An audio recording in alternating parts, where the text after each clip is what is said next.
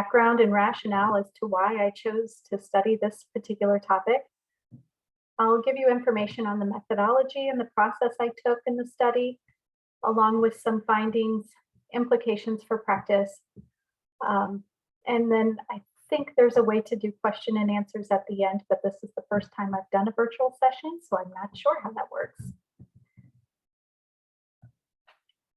I began my journey in education more than 20 years ago. First of all, let's recognize the fact that I am not old enough to have done anything significant for that long. Back when I was starting my career, I never imagined still being in the profession 20 years later. It was because of the high school district that I work for that I'm still here today in education. In 2007, I had an idea of an off-campus program where students with intellectual disabilities would participate in real-life experiences. What started as an idea has taken a team to get us to where we are today. A program of 4 teachers, 1 vocational coordinator, many paraprofessionals, 75 students on average, and we've become a model program for many school districts between Illinois and Missouri. It is here, my home away from home, that I found my passion for educating persons with intellectual disabilities. Our program is simply stated amazing. The teachers, families, paraprofessionals, nurses, administration, everyone is amazing. You'll hear me talk about my people, also known as my students. My people are my passion. I believe in my people. I listen to their wants and needs. I support them. I expect them to achieve their greatest level of independence. I believe in their abilities. I hear their voices. I believe in their ability to become a contributing member to society. I have the desire for others to also believe in my students. I want to change society's views and expectations for individuals with intellectual disabilities. I would like for you to take a moment and consider the life roles that you play. Also consider for a moment relationships, significant or otherwise, that you have with people with disabilities. I'll ask you to reflect on these roles and relationships as we move through the presentation today. A colleague of mine shared this video with me a few months ago, and I cannot think of any better way to express my vision of employment for my people than this.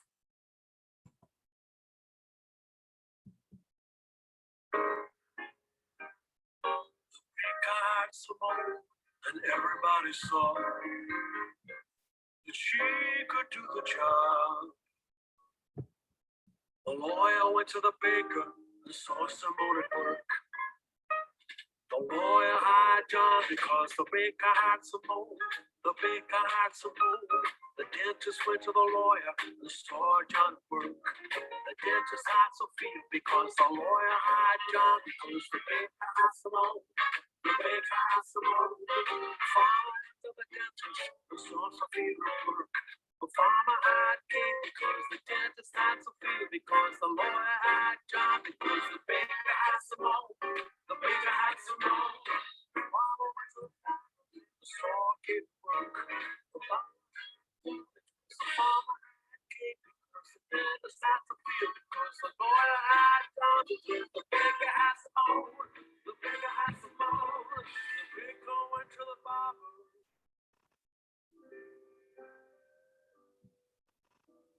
Saw Paul at work, he didn't have a clue, but it was thanks to his first move that the farmer had Paul because the farmer had cake because the dentist had Sophia because the lawyer had John, the baker had some more, the baker had some more, the baker had some more.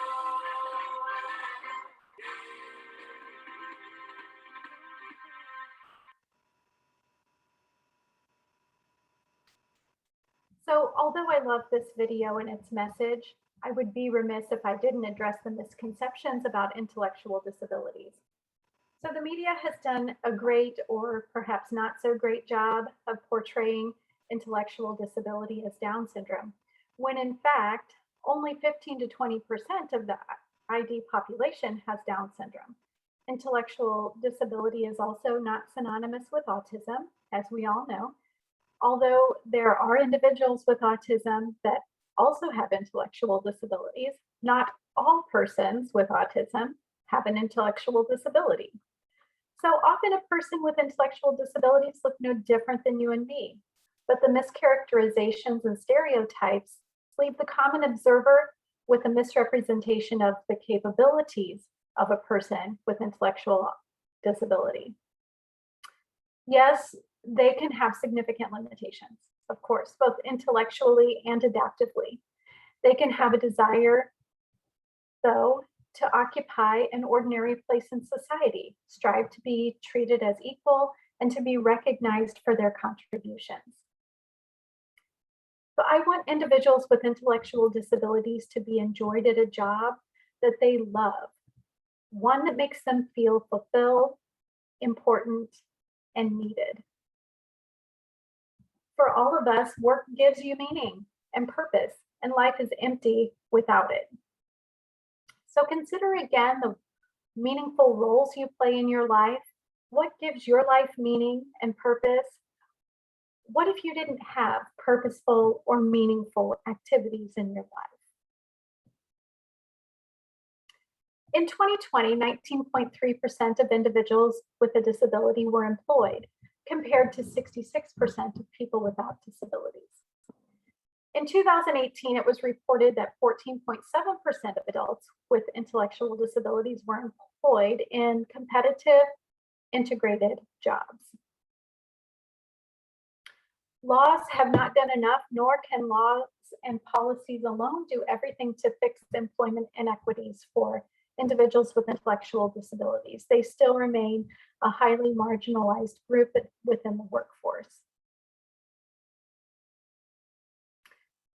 As we all know, paid work has not always been an expectation for individuals with intellectual disabilities.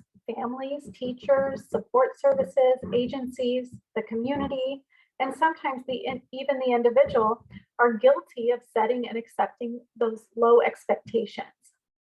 I often have families in IEP meetings say, yeah, I'd love for my kid to work, but I don't care if they get a paycheck. And my response is always, would you be okay going to work and not getting paid? I don't think so. So the looks I get sometimes are like astonished. Why would you even say that? So my question here is, why is the work of my people not considered valuable or worthy of pay? Although people with intellectual disability have the desire to work most of the time, systemic barriers, of course, like legislation, policy, and practice, get in the way. Research tells us what the barriers and facilitators to employment are, but we rarely report on what we are actually doing and what is working. Even less often, we are hearing from employers. They are the critical piece to employment. If we have no employer, we have no employment. So it's important to understand the factors that influence the employer's disposition to hire and retain. That's the only way we're going to make an effective intervention plan conducive to employers being more receptive to hiring people with intellectual disabilities. So as we walk through the components of this study, I want to remind you that my focus is only on the community of individuals with intellectual disabilities. When I talk about employees, I'm talking about those employees with intellectual disabilities. I might also refer to them as ID because, frankly, saying intellectual disabilities is a tongue twister. So the focus of this study was to investigate employers' perception on employment practices that sustain the competitive employment of individuals with intellectual disabilities. I had 3 research questions. The first research question was, what practices do employers of individuals with intellectual disabilities use to sustain the employment of these individuals? How have their practices the practices they use been influenced by employing people with intellectual disabilities? And how does the qualitative interview data regarding their use of practices support or help explain the quantitative data? So the key informants to this study were employers who have sustained long-term, competitive, integrated employment of individuals with intellectual disabilities. I chose the 90-day threshold because employment services typically end after they've been successfully employed for that long.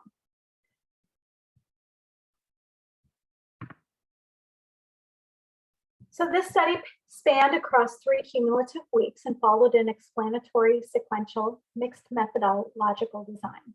The explanatory research design consisted of 2 phases. Phase 1 collected quantitative or numeric data with an online data collection survey. Phase 2, the qualitative phase, came second with follow-up interviews, allowing participants to elaborate on their answers to the survey questions from phase 1. The study combined statistical trends with employers' personal experiences to answer the research questions. So throughout the study, you will see reference to 4 themes: knowledge of employment and disability, demand-side factors related to employers' needs, value of employees with intellectual disabilities, and employment allies. These themes are a synthesis of employment and disability-related literature reviewed for the study.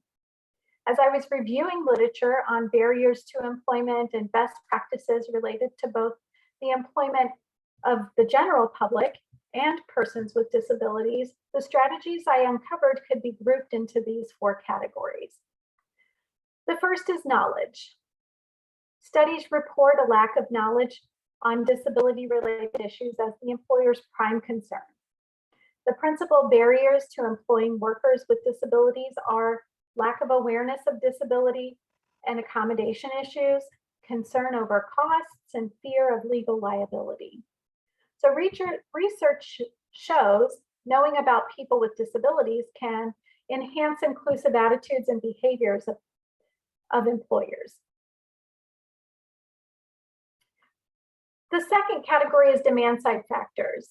Demand-side factors consider how individuals with disabilities may meet unmet needs within a company, therefore creating a demand for workers with disabilities, often involving customized services. Demand-side factors include consulting with employers, focusing on employer needs, and rehabilitating their workplace, rather than just focusing on employers' employment needs. Demand-side approaches focus on presenting job candidates to close a void presented by traditionally hard-to-fill positions within a company. The third category is value. Work provides an opportunity for individuals with disabilities to be full members of their community, can provide financial benefits, a sense of purpose and belonging, increased social opportunities, and can establish status and recognition, all of which have a positive impact on one's quality of life. Businesses often overlook the value of hiring a person with intellectual disabilities. This population, however, is found to contribute to higher productivity. They demonstrate lower absenteeism and higher retention rates than average employees. Workers with ID often deliver the unexpected benefit of improving morale at the workplace. The fourth and final category is employment allies. Allies work to end victimization, marginalization, and oppression of socially subordinated groups. They're willing and able to act, people who will stand with and fight for equality. And in this case, we're talking about employment equity.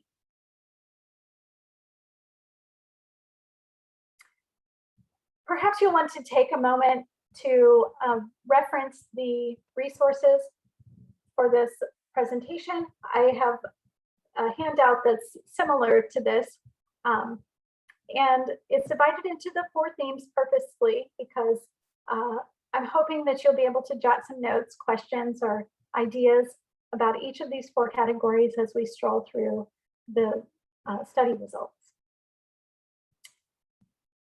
The survey used to collect the quantitative data for phase 1 of this study was created by me, validated through a panel of experts, and deemed reliable through a pilot test. The survey was divided into the 4 themes we just reviewed, outlined employment best practices for each category, and collected data on the employer's use of each identified practice. 43 surveys were distributed, of which 13 complete surveys were returned, giving me a 30% return rate, which is about average for an online survey. Of the respondents, most respondents were male, 69%, and 69% of the respondents had been at their organization for more than 5 years.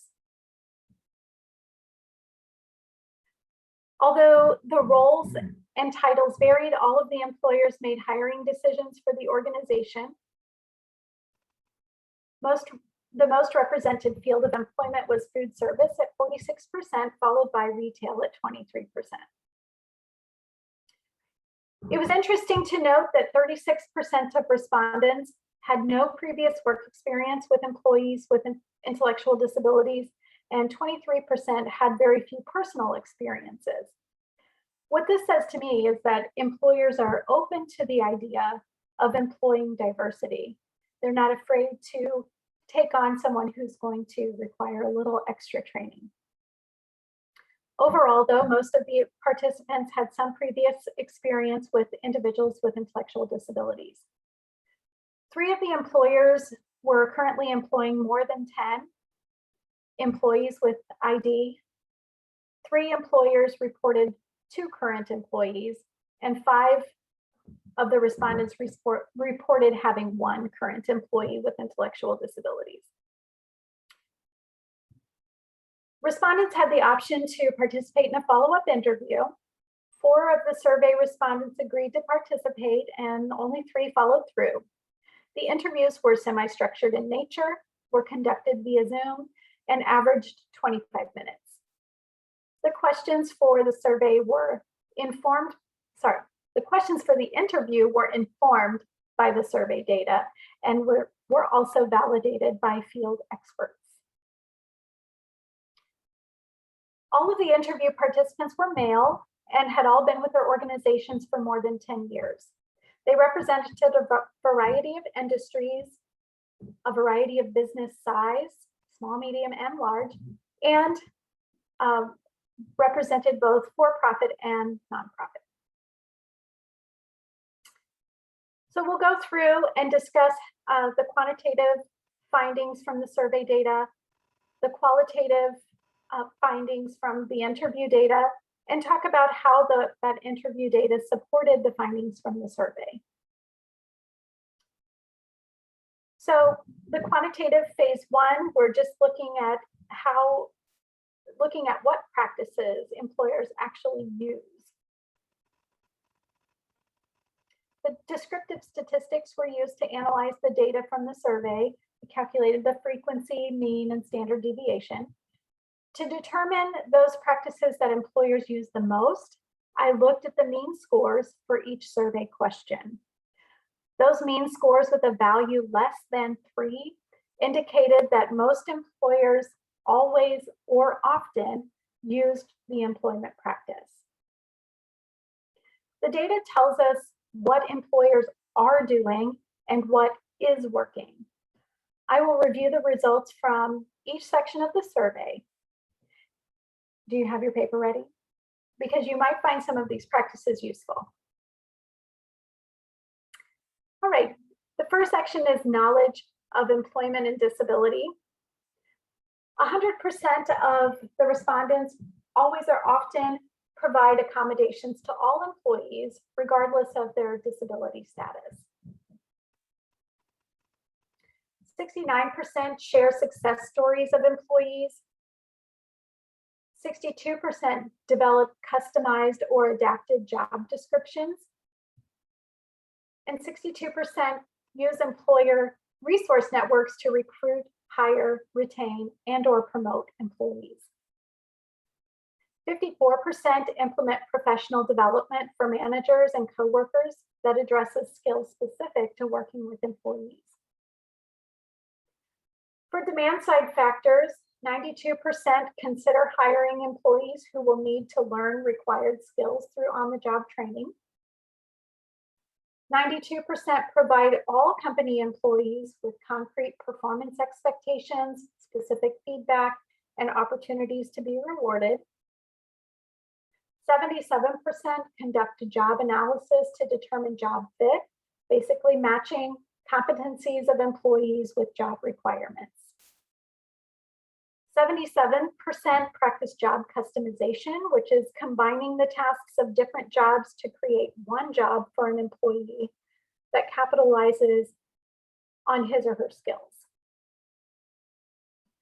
62% experience added value to their business bottom line because of hiring employees. They've cut retention and turnover costs, add to operational improvements, or increase their business profitability. Under value of employees with intellectual disabilities, 100% of respondents always or often give all company employees tasks that are suited to their strengths. 92% celebrates the successes of all company employees.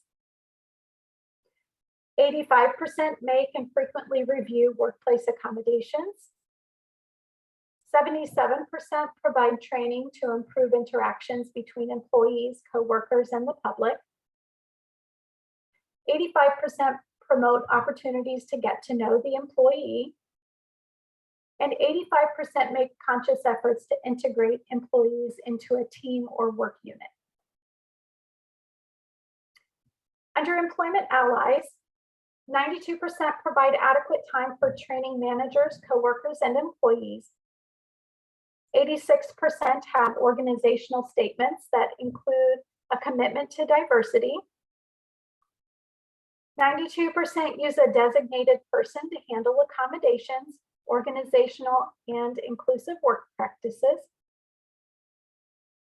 85% have organizational statements that explicitly include intellectual disabilities. 77% utilize in-house supports for employees such as store managers, associates, or other coworkers. Again, questions formed for the semi-structured interviews in the qualitative section were informed by the survey data. So the intent of the interviews was to allow the employers to elaborate on their survey responses. The descriptive qualitative data provides rich details on employers' perceptions of how the use of those practices sustain the competitive employment of individuals with intellectual disabilities.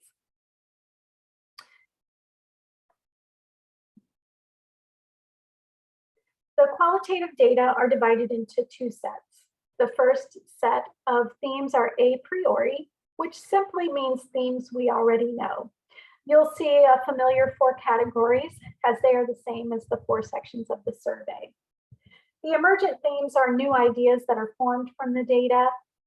And for this study, there were 4 emergent themes as well: success for all, diversity and equity, improving the organization, and community. It makes sense in this presentation to display the integrative data with the qualitative data. The intent of mixed methodology is to allow the researcher to draw inferences about how the qualitative results help explain the study's quantitative results. So each interviewee had difficulty discerning if their employment practices were specifically influenced by hiring people with intellectual disabilities, or if the practices they used were just the right thing to do for all employees, the organization, and even the greater community. So in the interviews, participants emphasized top strategies related to knowledge of employment and disability. I'll provide specific quotes that kind of emphasize some of these strategies. I'm not going to read through all of them, but for each section, the top strategies listed were also top strategies that were a result from the survey. So when they were talking about training, professional development, one employer said it simply, here's how we work with people with disabilities. Here is how you treat people. Another employer discussed his interactions with agencies that help provide, like I think he was referring mostly to vocational coordination agencies or rehabilitation agencies, giving him a heads up when clients apply and helping them through the process. The other one uses outside agencies to help with job coaching. As he explained, they're no expert. So they want to use the experts in the field to help train the individuals with disabilities. So to show how the interview data supports the survey data, I completed a frequency chart. The frequency chart displays the cumulative amount of times the participants described the employment practice. Displaying the data in this fashion demonstrates the participants in fact understand and apply the most used employment strategies as indicated by the survey. The survey results imply that these employment practices sustain the employment of individuals with intellectual disabilities, which is a notion that's further verified through the firsthand experiences of the employers. You will notice for knowledge, the top mentioned practice by interview participants were also ones that were indicated in the survey. All the strategies for under demand side factors were again the most used practices by respondents in the survey, except for hiring from alternative labor pools. The employers that I interviewed, they all used alternate labor pools, which is hiring people with disabilities, veterans, people who may have recently been incarcerated, those types of employees that might not make it through the first round of the application process. So what this suggests to me is that most respondents to the survey have not yet realized the value of finding employees from an alternate labor pool. So employer 2 recognized that their organization had a particular need and they couldn't figure out how to fulfill that need. And then they started looking internally at the people that they serve and determining who would be capable of doing the job. So this organization in particular is a community resource provider for people with intellectual disabilities. They provide employment support, they provide residential support, day programming. So they started looking at their own clients to see if people could fill their employment voids. And he didn't place a lot of value on recognizing that the people he support could actually be employees until they started doing it. And then he says, it's a mystery why we never did this before. Another employer gets a lot of their employment opportunities right after their summer work programs, which is, from what I understood him to say, was a voc rehab supported program. And a lot of the managers at that time would identify clients that or participants that would be good employees.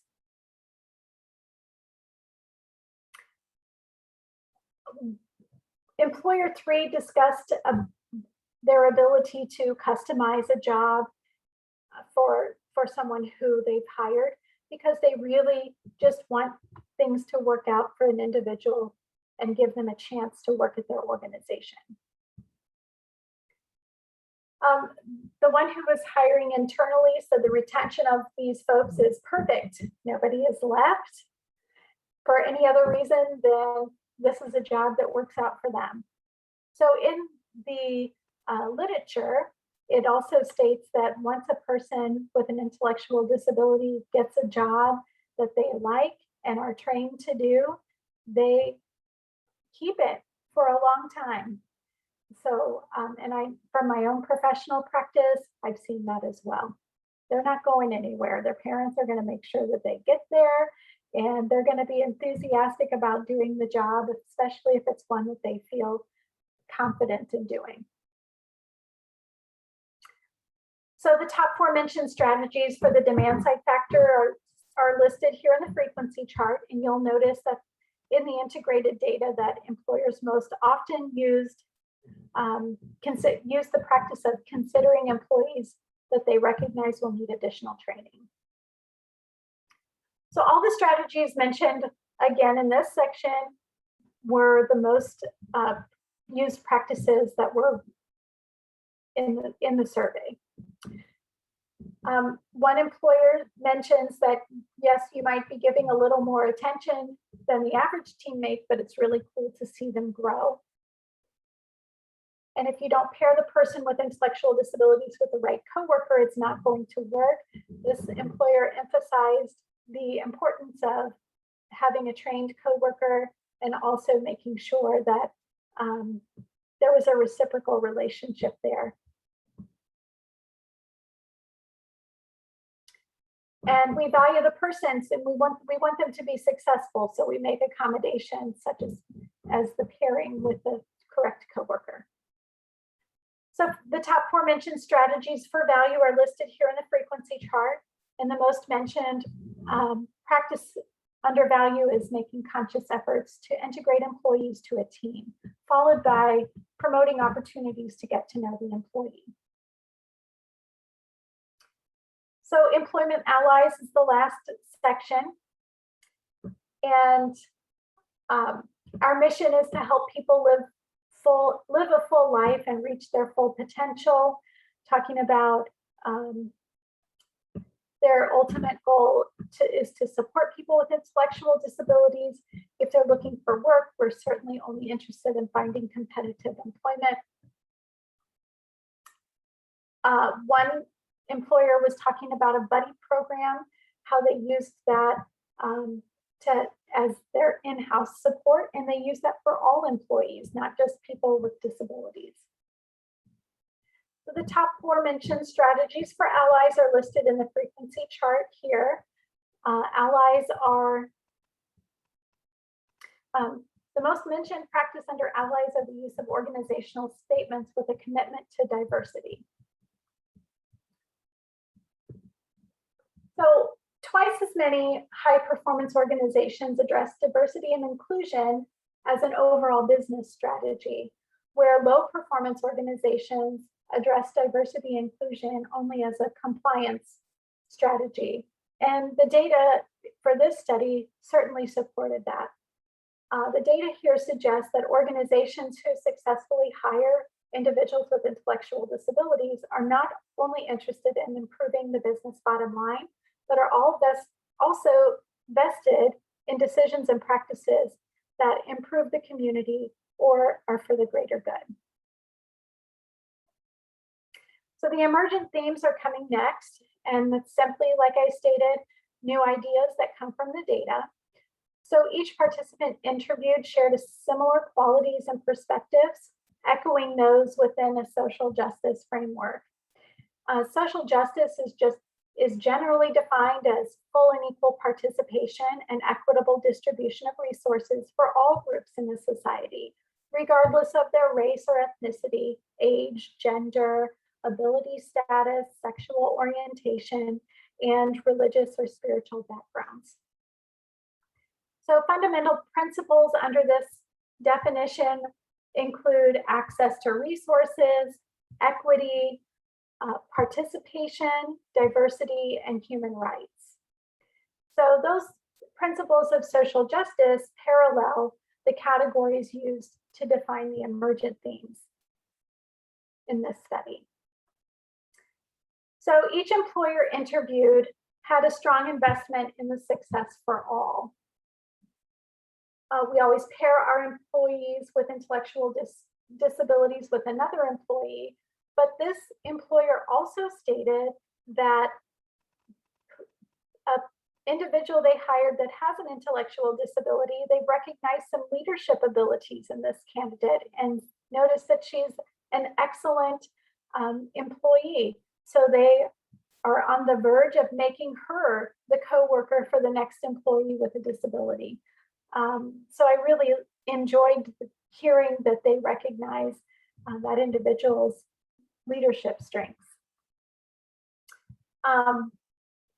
Another employee discusses how when employees without disabilities are seeing teammates that do have a disability come to work and being excited to be there, so that rubs off on the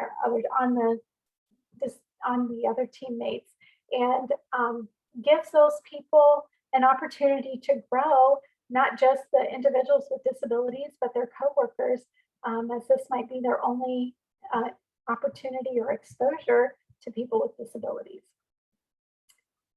And the final organization mentions that they are for all. They want to make sure they're giving everyone the opportunity to be a part of their organization.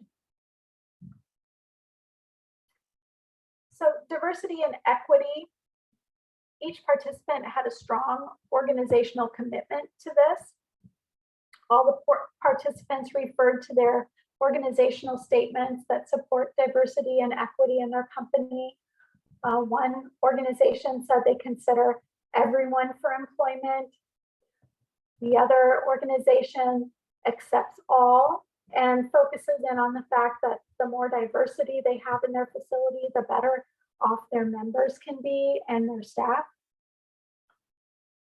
And hopefully it's understood that they're a diverse organization because of their mission of supporting people with intellectual disabilities.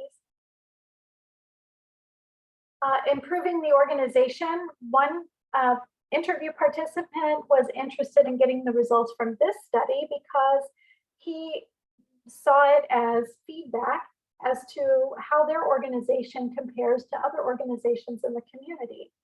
And he says that's going to give them a chance to improve, to be a better organization and be true to their mission and goal. Employer one also mentions that in their organization, they constantly try to find ways to improve how their hiring practices. And employer two also wants to formalize the process of how they hire their internal candidates.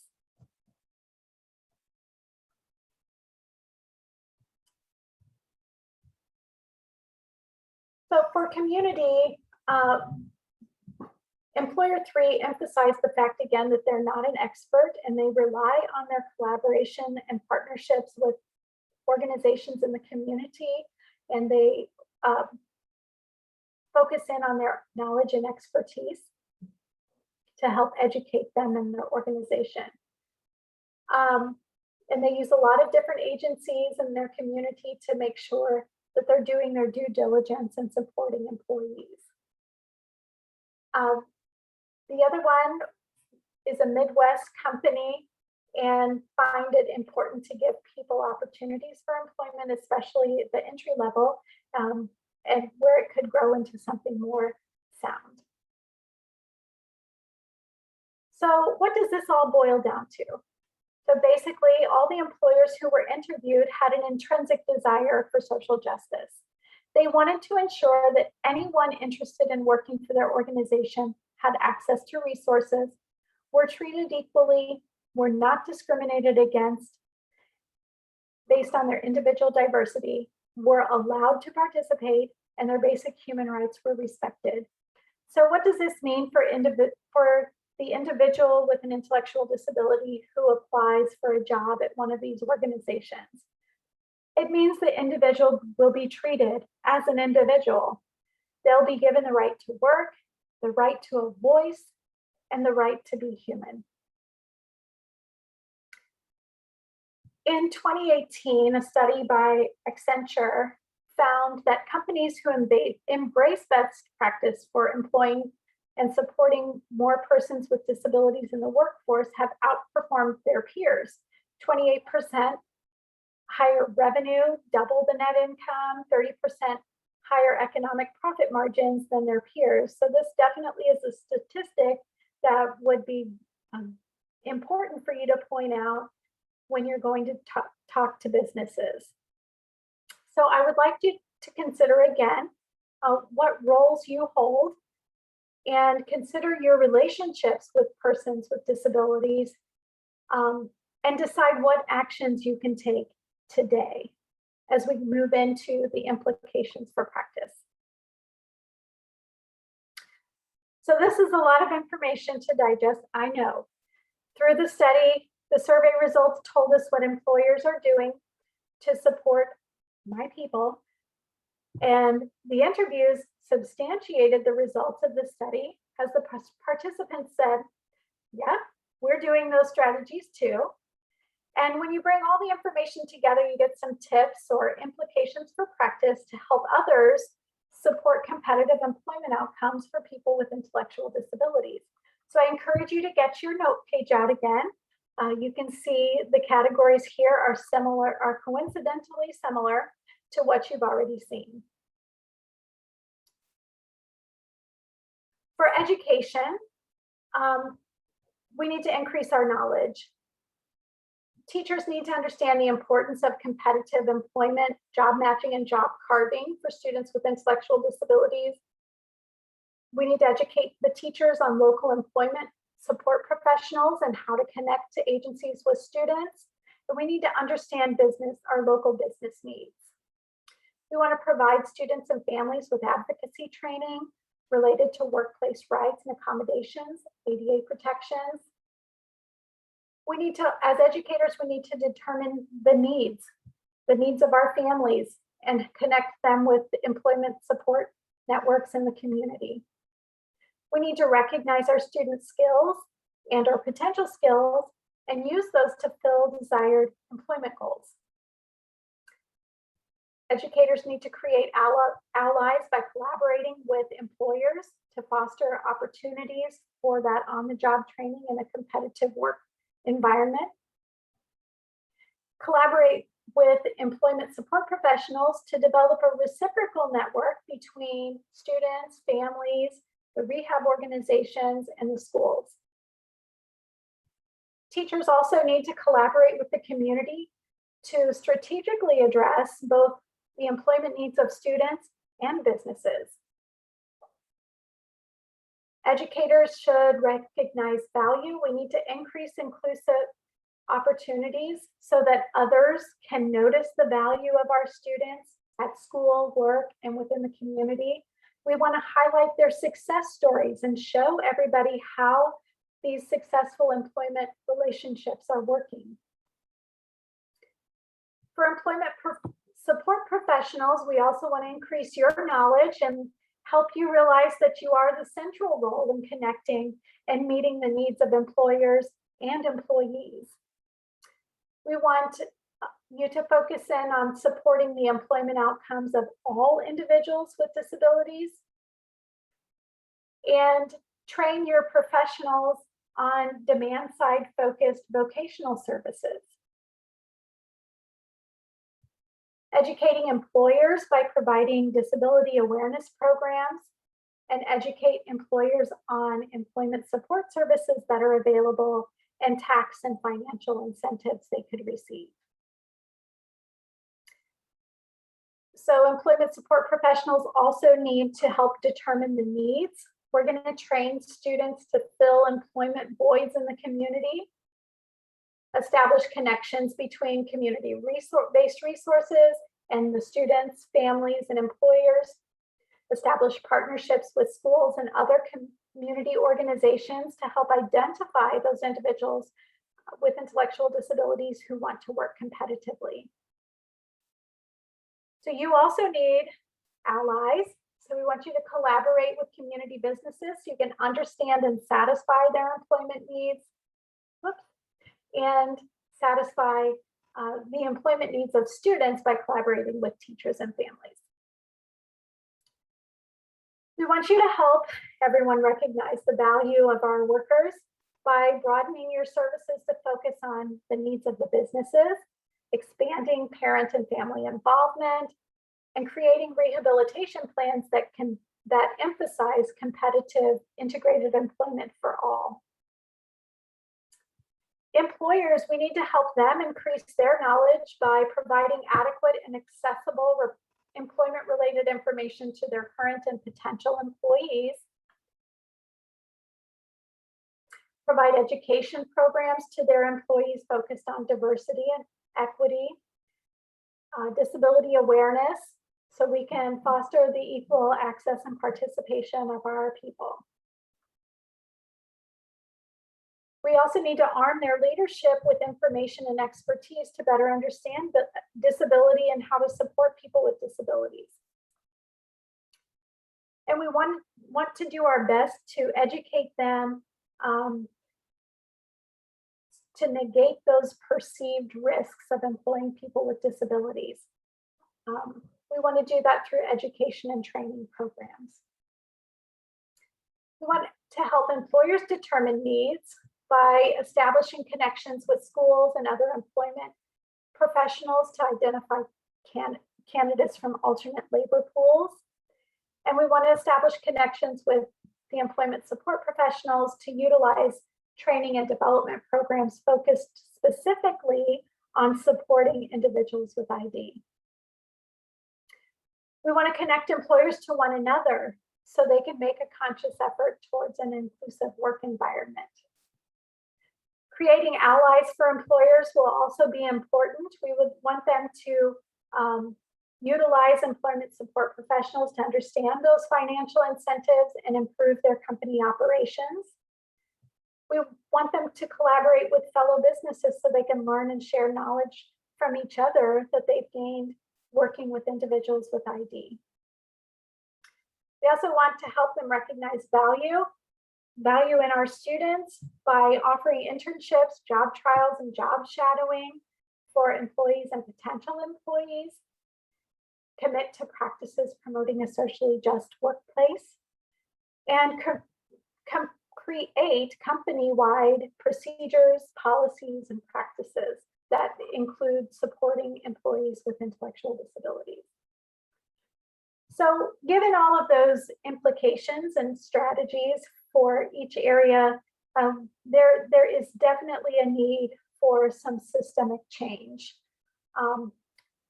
It was interesting to me, I'm not sure if it was interesting or disheartening, to see some correlations between my study recommendations today and recommendations for policy and practice put forth by the Council for Exceptional Children in 1997, 24 years ago.